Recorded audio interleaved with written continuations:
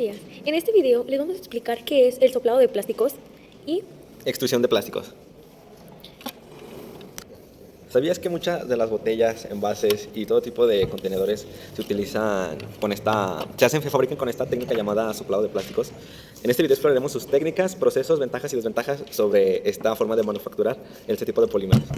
¿qué es el soplado de plásticos? El soplado de plásticos es un proceso de fabricación que nos permite producir objetos huecos a partir de plásticos fundidos. Se basa en inflar el material dentro de un molde para darle forma a este. Les voy a hablar de las técnicas de soplado. Vamos a empezar por la técnica más común, que es la inyección soplado. En este método primero se inyecta un envase chiquito para luego meterle aire a compresión y que se expanda dentro de un molde para así poder tener este tipo de contenedores o envases de material de plástico fundido. Algunas de sus ventajas es la precisión dimensional y el menos desperdicio. También tiene desventajas, que pueden ser equipos de mayor costo y limitaciones en tamaños grandes. Eso se refiere mayormente a que no podemos inyectar y a la misma vez soplar cosas muy grandes, porque en este caso los moldes tienen que ser demasiado grandes. Lo más grande que se ha visto que se puede inyectar y a la misma vez soplar, y hay mucho sobre la industria de esto, en la industria automotriz, son los tanques de gasolina, ya que los tanques de gasolina tienen que ser impermeables y tener ciertas propiedades que el polímero con el que se fabrica nos ofrece, pero esto tiene una limitación, o sea, no podemos hacer tanques tan grandes. ¿Por qué? Porque sería demasiado costoso y se tiene que usar. Hay técnicas mejores para hacer este tipo de trabajos. Les voy a platicar de la extrusión soplado. En este caso, el plástico fundido extruye de forma de tubo, parizón, y luego se sopla dentro del molde para expandirse y tomar su forma. Algunas de las ventajas es la producción de piezas grandes y un bajo costo en el molde. También tiene desventajas, es menos preciso, ya que como es más grande tiene a tener menos precisión y tiene más material sobrante o más merma. En este caso, pues, se puede manufacturar piezas que no se ocupan tanta precisión, o sea que el margen de error puede ser hasta de incluso de 1 centímetro, más o menos de 1 centímetro, y por eso es mejor ver qué tipo de material vas a usar, qué tipo de equipo quieres manufacturar para saber qué técnica es mejor y así poder ahorrarte costos y no invertir tanto en tu maquinaria. Tipo de máquinas de soplado. Existen máquinas de inyección de soplado, extrusión soplado o soplado por inyección, estirado, cada una con aplicaciones específicas.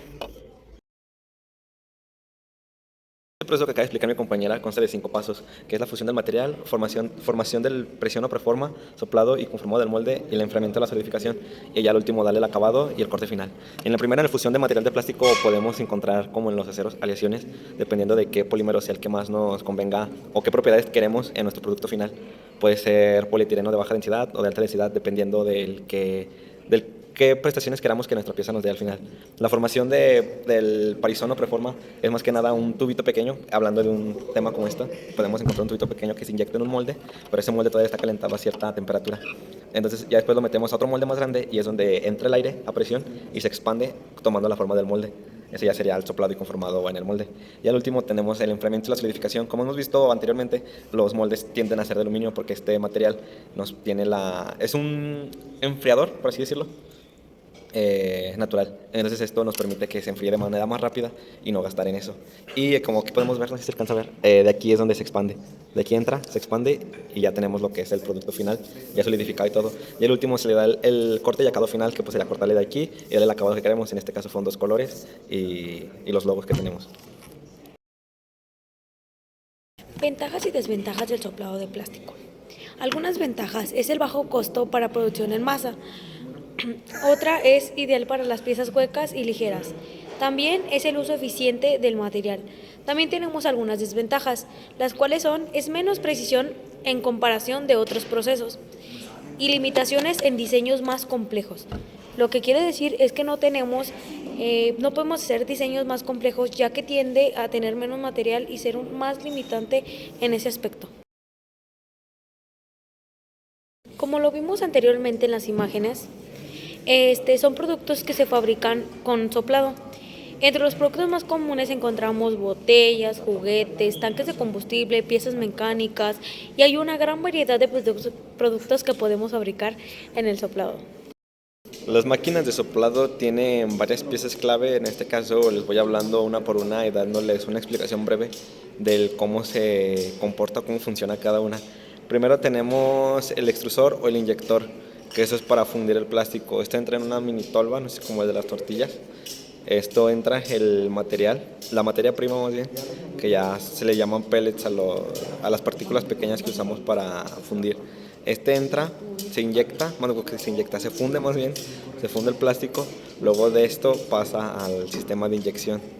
Y de este sistema de inyección básicamente lo que hace es meter la gran presión, como si fuera una jeringa, y este pasa al molde donde este está sujetado con mucha presión, con presiones muy grandes. De hecho, la mayoría de las máquinas de inyección te pueden manejar fácil, arriba de 100 toneladas de presión.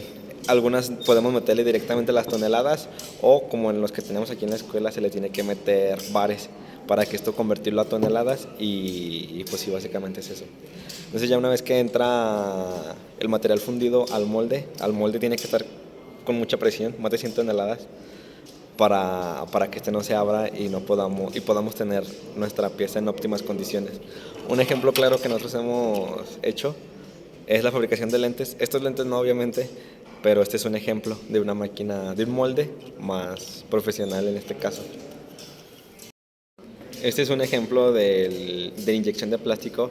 En este caso a este le pusimos un colorante, un pigmento verde en los pellets, que usamos polietileno de baja densidad. Este se calentaba a más de 100 grados Celsius en cada parte de la máquina de inyección. Lo que le metimos en bares fueron 60 aproximadamente, la presión en bares para cerrar el molde. Y pues sí, básicamente le pusimos 30 de presión de carga de material. Este ya es el resultado final de cómo con los cálculos pudimos sacar la pieza como queríamos. Si ven, no tiene rebabas, no tiene deformaciones, está completa. Esta parte de aquí se le llama colada, que viene siendo junto con este. Por aquí entra ese es el molde está así.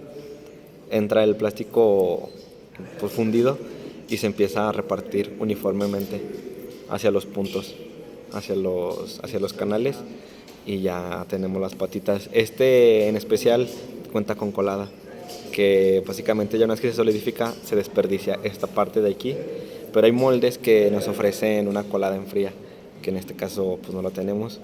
Y pues sí, básicamente sería este un ejemplo del que hicimos para poder poner a cabo la práctica de inyección de plásticos. Los moldes son fundamentales para definir el producto final. Algunos parámetros claves que son la temperatura del material, la presión del soplado, el tiempo de enfriamiento y la velocidad de producción. A continuación les voy a mostrar unas imágenes para que entiendan un poco mejor sobre cómo son los parámetros y cómo se debe de llenar cada uno.